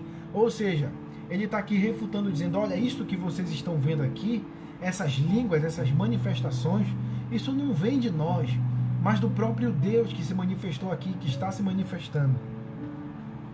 Porque Davi não subiu aos céus, mas ele mesmo declara, disse o Senhor ao meu Senhor, assenta-te à minha direita, até que eu ponha os teus inimigos por estrado dos teus pés. Esteja absolutamente certa, pois toda a casa de Israel, de que este Jesus, que vós crucificastes, Deus o fez Senhor e Cristo. Que discurso, meus irmãos, maravilhoso que o apóstolo Pedro tinha acabado de fazer. Só que a gente sabe que isso não foi, o discurso de Pedro não veio de Pedro, mas ele estava cheio do Espírito Santo. Como, Caio, tu faz essa citação? Pessoal, era o mesmo Pedro que havia negado Jesus 3 vezes, agora falava de forma corajosa, ousada, dando testemunho fiel, fidedigno, firme a respeito de Jesus e das profecias. Ora, não podia ser o mesmo Pedro. Não podia ser o mesmo Pedro que havia negado Jesus 3 vezes, um covarde. Pedro foi covarde, temeu pela sua vida. Agora esse mesmo Pedro, cheio do Espírito, não estava nem aí se ele iria ser perseguido. Ele estava pregando o Evangelho de forma firme, de forma contundente. Só para enriquecer o nosso estudo, essa mudança de pensamento que a gente chama de metanoia, ou seja, a mudança de pensamento, foi justamente o motivo de conversão de um escritor brasileiro muito famoso, que é psicólogo, que é o Dr. Augusto Cury. Para quem não sabe, Augusto Cury, ele era ateu, e ele justamente deu esse testemunho ao vivo em rede nacional, num café da manhã com Ana Maria Braga. Quando a Maria Braga fez algumas perguntas, ele diz como foi que ele se converteu, como ele saiu do ateísmo para crer em Jesus. Ele cita que a psicologia simplesmente não concebe a ideia de uma pessoa que tinha um modus operandi de pensar mudar sorrateiramente a sua forma de pensar e a sua forma de agir. Enfim, eu sou leigo para falar de psicologia, eu não tenho propriedade, mas se você quiser assistir depois isso, procura lá no YouTube, Testemunho de Augusto Cury e Ana Maria Braga, e você vai entender, ele vai explicar com os termos técnicos lá como foi que ele se converteu. Ele está falando justamente disso, dessa mudança de pensamento dos apóstolos de antes, que eles eram pescadores, eram homens brutos, eram homens ignorantes, iletrados, e de fato eles eram. Agora eles estavam tomados pelo Espírito, e por causa do Espírito Santo habitando neles, agora eles falam das grandezas de Deus de forma muito convicta, de forma com muita propriedade. Então isso não fazia parte do perfil dos galileus. Aí ele fala no verso 36, esteja absolutamente certa, pois, toda a casa de Israel, que a este Jesus que vós crucificastes, Deus o fez Senhor e Cristo. Ao terminar esse discurso, acontece algo interessante. Olha o que diz o verso 37. Ouvindo eles estas coisas, compungiu-se-lhes o coração, E perguntaram a Pedro e aos demais apóstolos: que faremos, irmãos? Após o discurso de Pedro, aqueles homens, vindo de diversos países para celebrar a festa da colheita no dia de Pentecostes, se encheram de forma sobrenatural de um arrependimento, de um pesar tão grande, porque eles tomaram a consciência de que de fato eles tinham crucificado o Messias, o seu Salvador, aquele do qual todo o Velho Testamento havia profetizado. Eles haviam crucificado este homem. E eles, tomado de arrependimento, tomado de pesar, de tristeza, eles se referem aos apóstolos e perguntam: o que a gente faz? O que eu preciso, o que nós precisamos fazer? No verso 38, Pedro responde: arrependei-vos, e cada um de vós seja batizado em nome de Jesus Cristo, para a remissão dos vossos pecados, e recebereis o dom do Espírito Santo. Pois para vós outros é a promessa, para vossos filhos e para todos os que ainda estão longe, isto é, para quantos o Senhor nosso Deus chamar. Ou seja, o recado de Pedro para aqueles homens é muito contundente: se arrependam. Se arrependam, porque toda a religiosidade de vocês não serviu para nada. Se de fato vocês fossem de Deus, vocês não teriam... Isso aqui eu estou conjecturando, tá, pessoal? Não estou citando uma parte da Bíblia, eu estou conjecturando aqui. Então, ele faz esse ultimato àqueles homens: se arrependam. Que vocês venham a se despir de toda essa religiosidade que vocês têm apenas como capa. Os fariseus, né? O próprio Jesus quando ele vai fazer o sermão de Mateus, capítulo 24, o sermão do monte, ele fala: e quando vocês forem orar, não orem como os hipócritas, que acham que por muito repetirem e falar alto serão ouvidos por Deus. Mas quando vocês forem orar, entrem no vosso quarto, fechem a porta, e o Deus que escuta vocês em secreto ouvirá a sua oração e compensará. Ou seja, o próprio Jesus foi um crítico da religiosidade dos fariseus daquela época, porque os fariseus, eles gostavam de orar nas praças para serem vistos. Eles se travestiam de uma religiosidade, mas não porque eles estavam de fato buscando a Deus, mas porque eles queriam ser vistos como homens religiosos, piedosos. Eles davam esmola à presença de todos para serem elogiados. Então Pedro faz uma crítica frontal a essa religiosidade. Ele fala: arrependam-se dos seus pecados. Quantas das vezes, irmãos, a gente se prende a uma religiosidade cega? A gente acredita que Deus vai nos escutar porque nós entoamos orações repetitivas, porque nós passamos horas e horas, talvez, fazendo uma ladainha, fazendo uma oração ensaiada, mas que Deus sabe que não vem do nosso coração.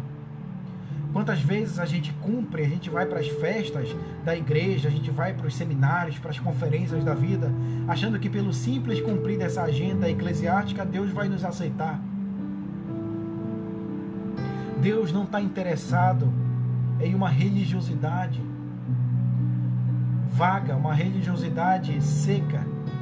O que Deus quer é o nosso coração. Eu não estou aqui criticando o fato de você ir para a igreja, o fato de você ir para as festas da igreja, o fato de você fazer uma oração um pouco mais prolongada. Não estou falando disso. Eu estou falando das pessoas que fazem isso apenas como um protocolo religioso, como um protocolo eclesiástico, mas que elas sabem que não fazem de coração. Mas hoje, nessa live, eu creio que o Espírito Santo ele já está ministrando aos nossos corações e falando para cada um de nós: arrependam-se. Arrependam-se. Caio, mas eu já sou salvo.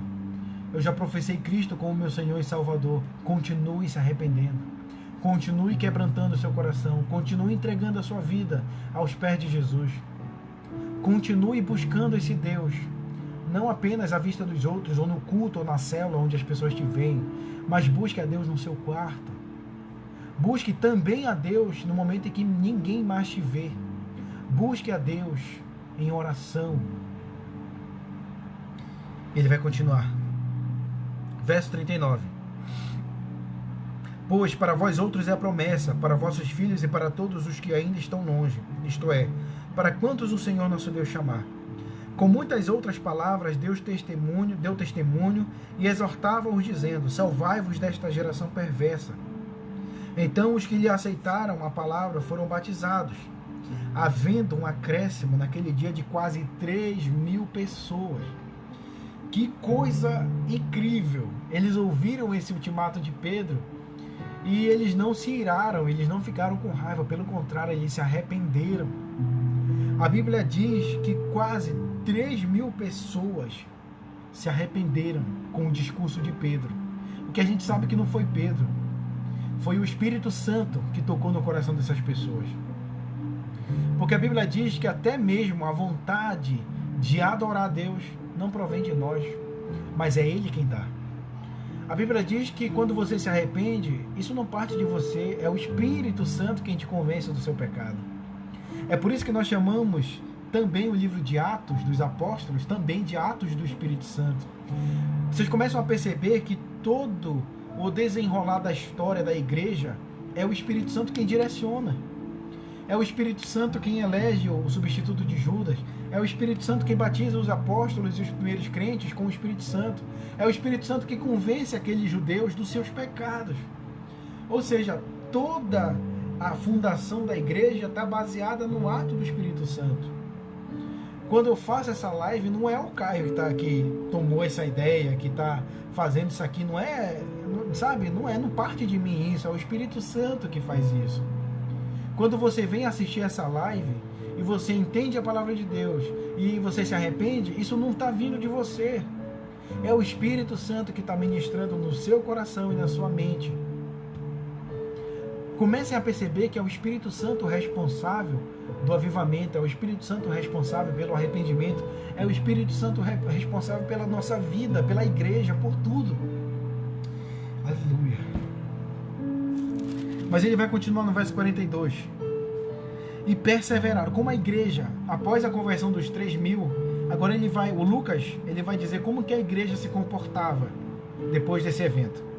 E perseveravam na doutrina dos apóstolos e na comunhão, no partir do pão e nas orações. Ou seja, à medida que o Espírito Santo ia acrescentando os salvos na igreja, eles meditavam na doutrina dos apóstolos, eles meditavam na doutrina deixada por Jesus. Olha a importância de meditar na doutrina. Hoje, infelizmente, a gente vê inúmeras igrejas, milhares de igrejas. A pergunta é: quantas dessas igrejas de fato pregam a doutrina dos apóstolos? Porque a gente está muito acostumado eu vou naquela igreja porque ali está tendo uma revelação. Eu vou naquela igreja porque eu ouvi falar que ali está tendo milagre. Eu vou naquela igreja porque tem um pastor, um padre que é gente boa, que ele é carismático, ele é divertido. Quando muitas das vezes nessas igrejas não há pregação genuína do Evangelho.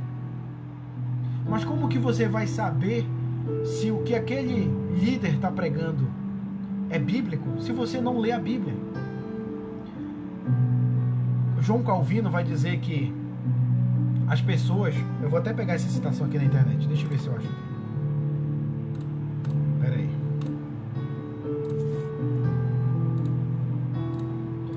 Olha que João Calvino fala a respeito disso.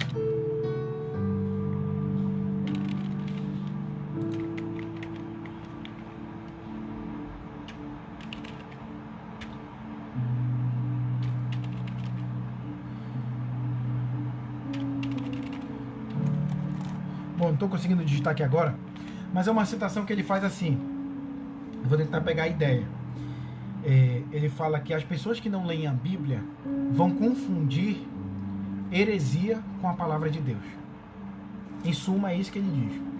As pessoas que não buscam a palavra de Deus, que não se aprofundam, que não meditam nessa palavra, que não procuram conhecer a vontade de Deus através da sua palavra, essas são pessoas que provavelmente vão acreditar em heresias, acreditando que essas heresias são a voz de Deus. Olha o que a Bíblia nos diz lá em 2 Timóteo, no capítulo 4, verso 3. Porque virá tempo em que as pessoas não suportarão ouvir a sã doutrina, mas tendo comichão nos ouvidos, amontoarão para si mestres e doutores que falarão aquilo que elas querem ouvir, conforme as suas próprias concupiscências. As pessoas dos últimos dias, por não gostarem de doutrina e da Bíblia, elas acreditariam em qualquer pregação. Hoje nós temos a moda dos pregadores coaches, né? Pregadores, os coaches, os pregadores da prosperidade, os pregadores que trazem um evangelho diluído, um evangelho mais aceitável. E as pessoas estão indo aos bocados por essas linhas, por essas pregações. Por quê? Porque são pessoas que não procuram ler a Bíblia. Que são pessoas que não procuram meditar na palavra do Senhor. E que porque não meditam na palavra do Senhor, elas são levadas por ventos de doutrinas, ventos de heresias. A palavra de Deus nos diz: o meu povo perece. E o meu povo perece porque lhe falta entendimento. O entendimento que nós temos que ter, o entendimento da palavra de Deus. Porque alguns se julgam sábios, mas saibam que a sabedoria do mundo é loucura para Deus. Mas eu quero que vocês tenham a fé firmada na loucura da pregação do Evangelho, porque o Evangelho é loucura para o mundo. Essa mensagem que eu estou trazendo para vocês aqui nessa quinta-feira é loucura para o mundo. Tem pessoas que podem ser que assistam essa live e me chamem de louco. Me chamem de fanático, de religioso, de fariseu, sei lá, são diversos adjetivos. Mas eu sinceramente não me importo com isso. O que me importa é que tem pessoas aqui que estão entendendo o que eu estou falando. Tem pessoas que estão assimilando e que vão aplicar isso nas suas vidas. Se tiver uma pessoa, 2, 3, 14, como aqui estão presentes, que entenda o Evangelho, missão cumprida. Eu não estou me importando com as outras milhares e milhões de pessoas que irão me julgar. Porque de fato a pregação do Evangelho é escandalosa, é loucura para o mundo. Mas vamos continuar. No verso 43. Em cada alma havia temor, e muitos prodígios e sinais eram feitos por intermédio dos apóstolos. Todos os que creram estavam juntos e tinham tudo em comum. Eles vendiam as suas propriedades e bens, distribuindo o produto entre todos, à medida que alguém tinha necessidade. Olha que loucura! O amor deles por Jesus era tão grande que isso os levava até mesmo a vender as suas propriedades para que eles pudessem se repartir de forma igualitária entre os irmãos. Olha que loucura! Ser igreja é também isso. Ser igreja não é se fechar numa caixinha e achar que a gente tem que viver só no nosso mundinho, quando a gente fica além ou aquém do problema alheio do nosso irmão. Mas na verdade, quando Deus nos chama para ser igreja, Ele coloca um amor tão grande no nosso coração que o ato de repartir, que o ato de ajudar uma pessoa não se torna um pesar, se torna uma satisfação. Lembra lá no livro de Tiago, que diz assim: a fé sem as obras, ela é morta em si mesma. A gente sabe que o meio de salvação é somente a fé. Em Efésios diz, no capítulo 2, verso 8: pela graça sois salvos, isso não vem de vós, é dom de Deus, não por obras, para que nenhum homem se glorie.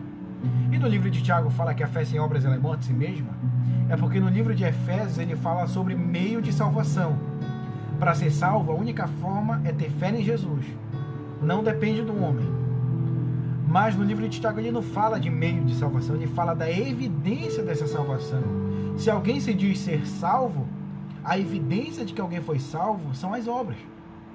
A evidência de que você foi redimido e salvo pelo sangue de Jesus são justamente as obras. O que nós chamamos de fruto do Espírito. Longanimidade, benignidade, mansidão, domínio próprio, são 9 aspectos.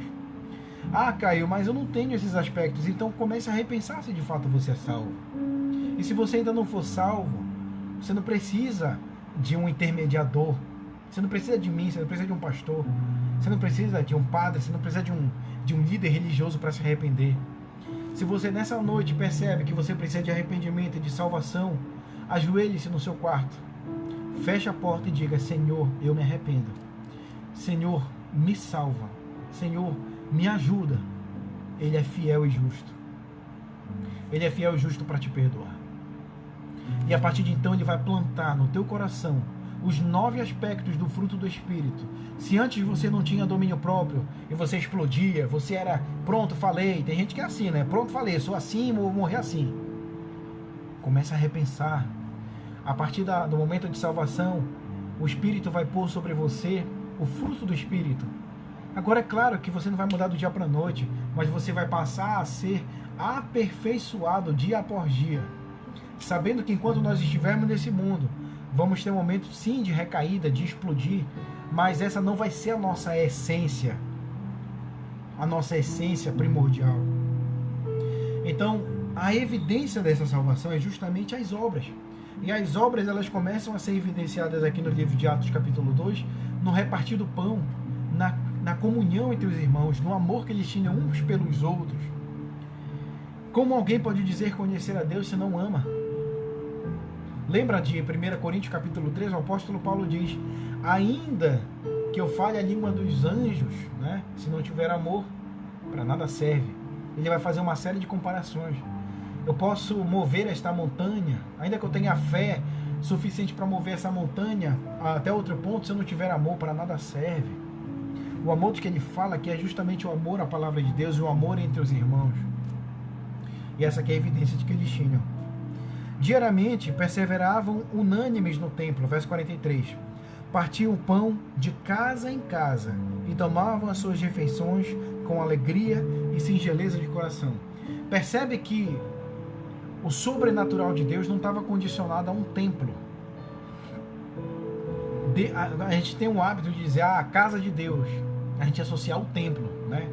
A gente chama o templo, a pedra, o telhado de igreja. Quando na verdade ser igreja é justamente as pessoas, o ajuntamento das pessoas.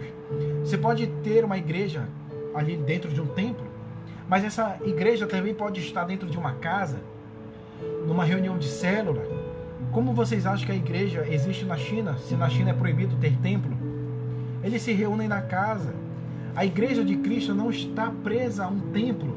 A igreja de Cristo está onde as pessoas que professam a fé nele estão reunidas.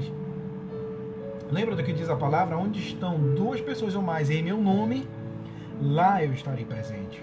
Agora, é claro, para ser mais confortável, a gente vai no templo, mas não existe nada sobrenatural naquelas paredes, naquele altar, não existe nada sobrenatural naquilo. Mas na verdade o sobrenatural está dentro de nós, está dentro de cada um de nós, daqueles que se arrependem.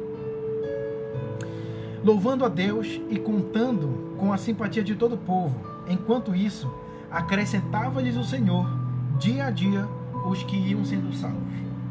Ou seja, percebe como o livro de Atos é justamente a ação do Espírito Santo no meio da igreja. Não eram as pessoas que escolhiam a Deus, mas era Deus que escolhia as pessoas e ia acrescentando essas pessoas no meio da igreja. Sabe, queridos, quando a gente estuda os primórdios da igreja, os primeiros passos da igreja na Terra, a gente percebe que essa igreja, ela começou sendo uma igreja sendo guiada pelo Espírito Santo, colocando a vontade de Deus como foco, como peça central de toda a decisão, de todo o pensamento, de toda a ideia. Eles pensavam: Deus está de acordo com isso? A palavra de Deus fundamenta o que nós estamos querendo fazer? Esse era o sentido, o real sentido da igreja no livro de Atos capítulo 2.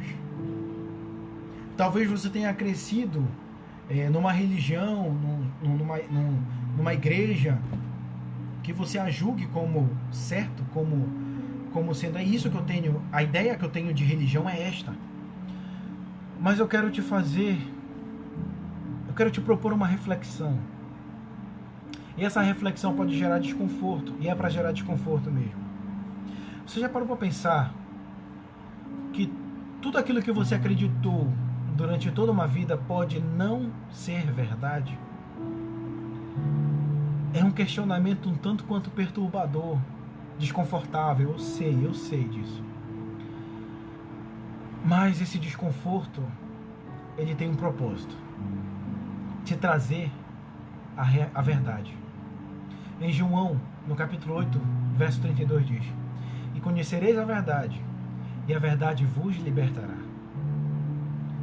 Jesus diz no livro de João 14:6: eu sou a verdade, eu sou o caminho, a verdade e a vida, e ninguém vem ao Pai a não ser por mim.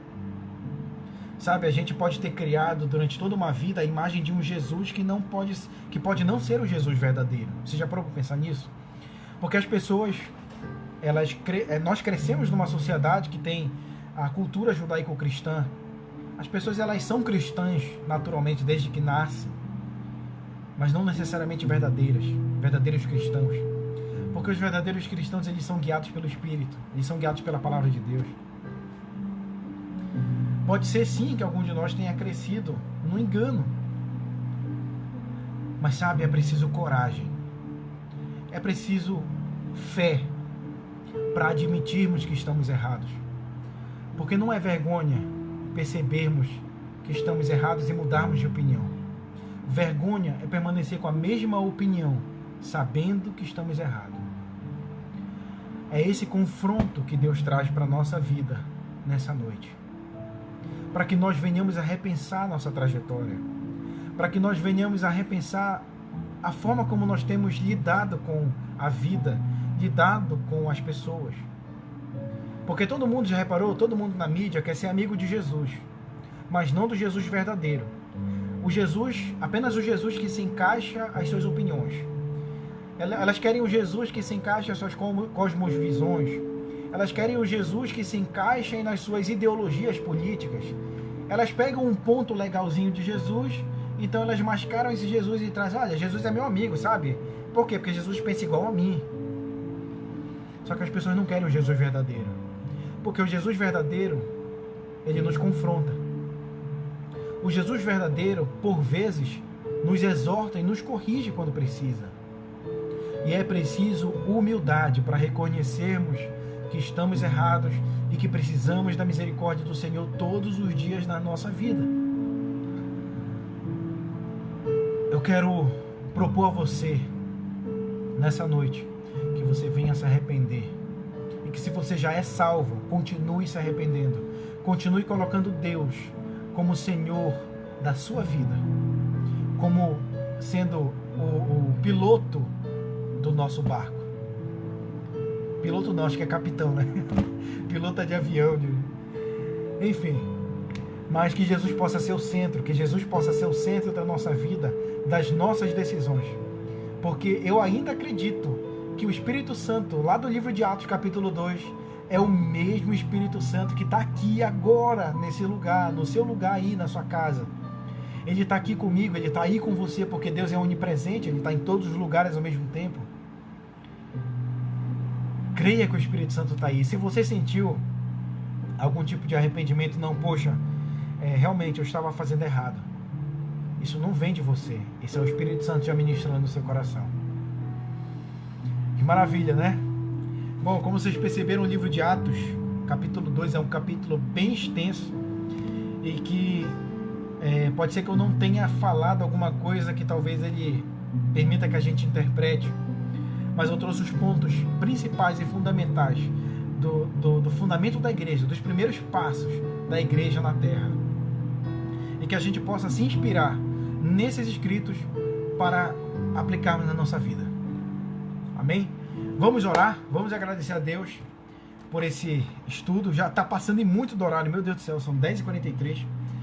Nós começamos às 9h, mas eu creio que hoje foi um estudo assim maravilhoso. Deus já vem falando comigo desde o estudo.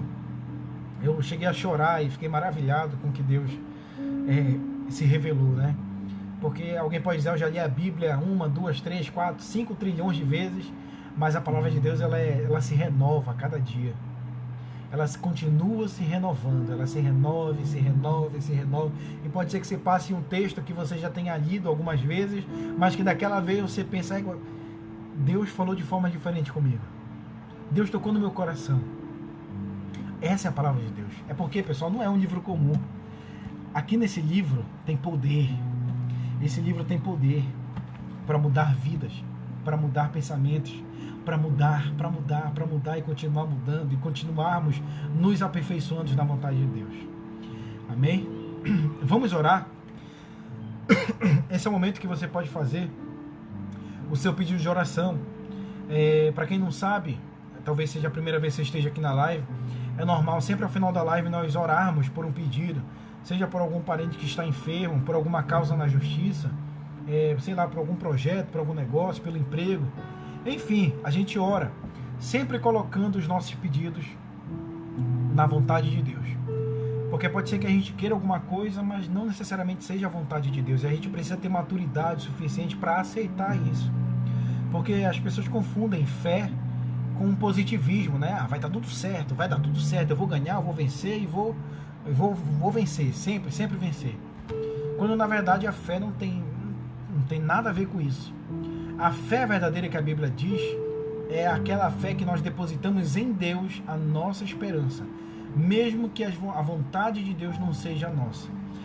Em Romanos 8:28 diz que todas as coisas cooperam para o bem daqueles que amam a Deus, não apenas as coisas boas, mas as coisas ruins também. Seja uma enfermidade, seja um luto, que a sua fé seja fundamentada em Cristo Jesus, e não apenas na vitória, nas coisas boas que acontecem, não. A fé verdadeira está fundamentada em saber que nós vamos passar por dificuldades, mas que em todas essas dificuldades Deus estará conosco até a consumação dos séculos. Tá bom? Aí, deixa eu ver quem que está pedindo oração. Maranata, ora vem Senhor Jesus, a irmã Nacélia comentou, glória a Deus. Deixa eu ver aqui. A irmã Guedes, gratidão a Deus pela vida. Vamos agradecer a Deus pela nossa vida.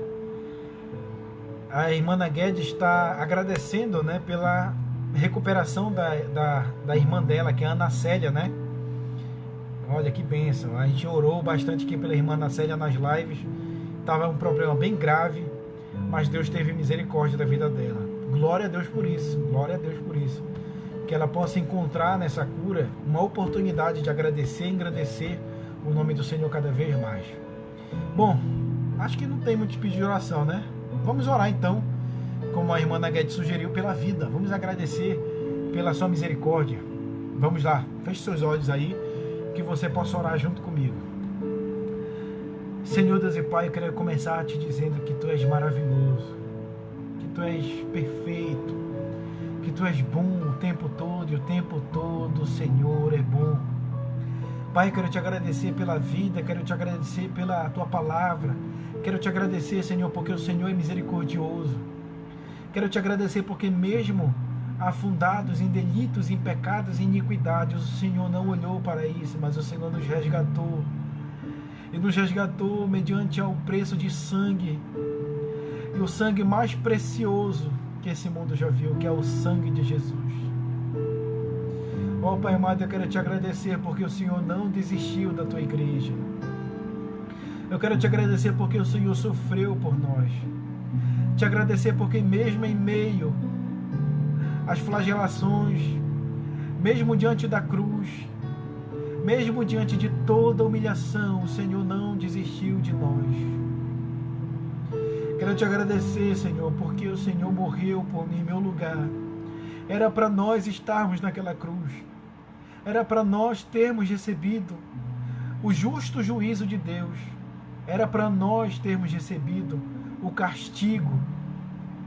Mas a Tua palavra diz em Isaías 53 que verdadeiramente o Senhor tomou sobre si as nossas enfermidades e as nossas dores levou sobre si. O Senhor nos diz que o castigo que nos traz a paz estava sobre Jesus. Obrigado, Senhor, por ter morrido na cruz.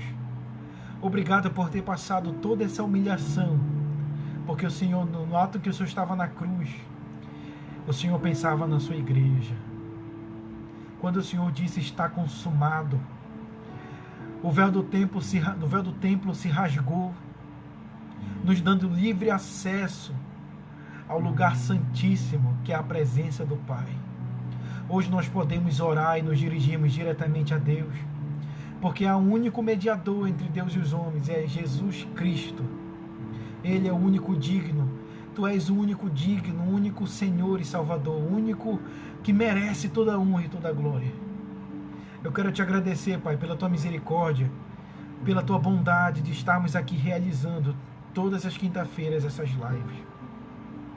Nós entendemos que nós estamos aqui não é pela nossa vontade, não é pelo nosso mérito, não é pela nossa eloquência, não é pela nossa capacidade humana, mas é pela Tua misericórdia. é pelo teu agir, é pelo teu querer, é pela tua bondade. Pai, continua nos abençoando nas próximas lives que irão acontecer, se assim o Senhor quiser, se assim o Senhor permitir. Que o Senhor possa nos dar uma semana abençoada, que o Senhor possa estar presente conosco em todas as dificuldades, que o Senhor possa nos dar uma noite de sono tranquila e uma noite de sono em paz. Eu quero te agradecer por cada pessoa. Continua ministrando aos corações. Em nome de Jesus é o que eu te peço. Amém. Amém, pessoal. Quero agradecer muito vocês por terem ficado aqui até o final. Eu acho que essa live foi a live mais longa, né, de todas. Tá quase 2 horas a gente aqui. Eu não sei vocês, mas eu tô aqui extasiado, eu tô aqui extremamente animado, porque, como eu disse, a palavra de Deus, ela se renova. Ela se renova todos os dias. E não pensem em vocês que Deus falou só com vocês, não. Ele fala comigo também, tá? Deus faz a obra também em mim. E eu agradeço a Deus por vocês terem ficado aqui até o final. Eu estou muito feliz de verdade, porque Deus tem se mostrado misericordioso. Para quem sabe, acompanha as lives desde o início, sabe que começou de forma muito despretensiosa. Começou com 1, 2, 3 pessoas, né? E olha quantas pessoas tem aqui agora, 15 pessoas. Ah, mas é pouco, negativo. Aqui estão as pessoas que precisam estar, que precisam ouvir a palavra de Deus. E eu agradeço muito por vocês terem ficado até o final, tá bom? Eu quero desejar para vocês uma semana abençoada, um resto de noite que vocês possam estar revigorados na presença de Deus, tá bom? E leiam a Bíblia. Leiam a Bíblia. Não esperem apenas pelas lives, não esperem apenas pelo culto, pela célula, mas abram a Bíblia na sua casa. Eu não entendo a Bíblia, cara, eu não consigo interpretar. Peça ajuda de Deus, peça ajuda do Espírito Santo. Senhor, revela-te a mim, revela a tua palavra a mim. Eu tenho certeza absoluta que o Senhor vai se revelar. Amém? E esteja à vontade para depois você reler o livro de Atos capítulo 2, para ver se de fato o que eu falei aqui procede, se é verdade, né? Então façam isso. Pessoal, um beijo no coração de vocês, fiquem com Deus e até a próxima quinta-feira. Tchau.